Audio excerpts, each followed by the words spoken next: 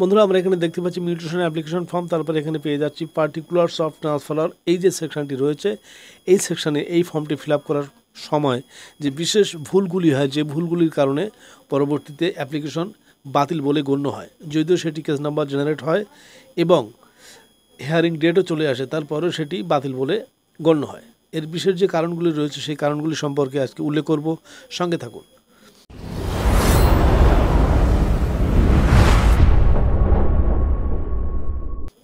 বন্ধুরা প্রথমে আমরা এখান থেকে যে ডিস্ট্রিক্ট রয়েছে সেই ডিস্ট্রিক্ট সিলেক্ট করে নেব।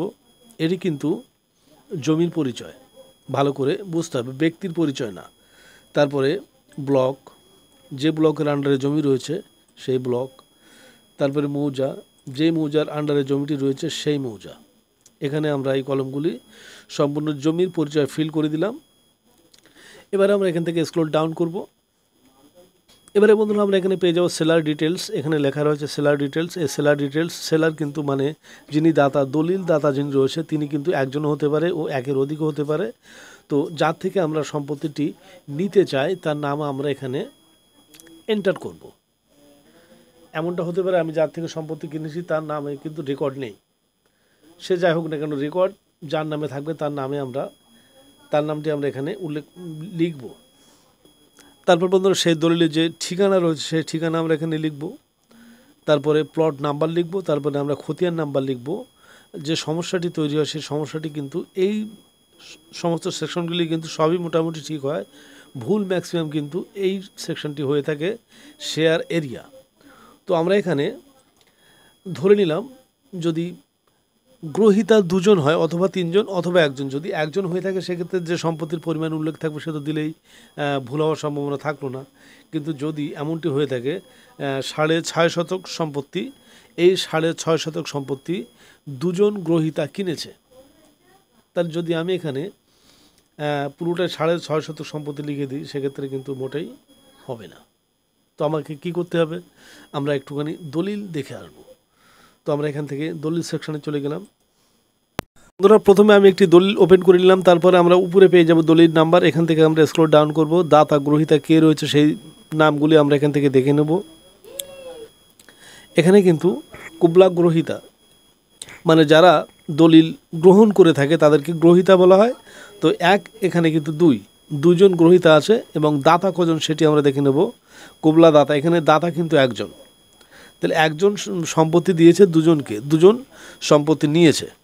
এবারে আমরা এখান থেকে চলে যাব তপশিলে পেজে। ভিতরে যে বয়ানগুলি রয়েছে এগুলি কিন্তু জমির পরিচয়, জমির মালিকানা কোথা থেকে এলো বিস্তারিত। তিনি ওয়ারের সূত্রেও বিক্রি করতে পারেন অথবা নিজের নামে রেকর্ড থাকার পরে বিক্রি করতে পারেন, যাই হোক না কেন সম্পূর্ণভাবে মালিকানা সূত্র খোঁজা হয়। এবারে আমরা স্ক্রল ডাউন করে নিচে চলে যাব, তপশিলে পেজ কোথায় রয়েছে সেটি আমরা ওপেন করে নেব। এখানে আমরা পেয়ে গেলাম তপশিলের সম্পত্তি। এখানে সম্পূর্ণ জমির পরিচয়, তারপরে খতিয়ান নাম্বারের উল্লেখ করা থাকবে। এখানে খতিয়ান সাবেক মানে আরএস খতিয়ান, এগুলি সবই আরএস খতিয়ান। এবারে এখানে দাগ উল্লেখ করা হচ্ছে 7448, এই দাগে 28 শতক সম্পত্তি মোট।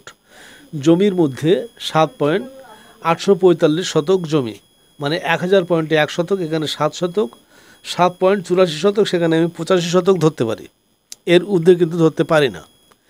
তো এই যে 7.85 শতক অথবা 84 শতক এটি দুটি ভাগ হবে, সম্পূর্ণভাবে দুটি ভাগ। তার কারণ যারা গ্রহীতা রয়েছে তাদের কিন্তু সম্পূর্ণভাবে উল্লেখ করা নেই কে কতটা পাবে। মোট জমির থেকে দুজন গ্রহীতা সমান সমান 5000 অংশে ভাগ হয়ে যাবে। তো আমাদের যখন লিখতে হবে তখন কিন্তু এই যে 7.84 অথবা 85 এটিকে 2 ভাগে ভাগ করে লিখতে হবে, তাহলে আমাদের আর ভুল হবে না। পরবর্তীতে অ্যাপ্লিকেশন রিজেক্ট হওয়ার সম্ভাবনা কমে থাকবে। যদি আমরা এখানে আরেকটা দাগ লক্ষ্য করি সেক্ষেত্রে আমরা দেখতে পাবো এটিও কিন্তু 28 শতক সম্পত্তি। এখানে আমার শ্রেণী উল্লেখ করতে হবে, শ্রেণী আমরা ভালো করে দেখে নেব। ডাঙ্গা সম্পত্তির পরিমাণ 28, জমির মধ্যে 6.022 শতক, মানে আমি এখানে 6.3 শতক ধরতে পারি, যেহেতু 2.2 রয়েছে তবে 3 না ধরাটাই ভালো। এভাবে করে আমার এই 6.2 শতক 2 ভাগে ভাগ হবে, মানে 3.1 শতক। এবারে আমরা আমাদের অ্যাপ্লিকেশন ফর্মে চলে যাব।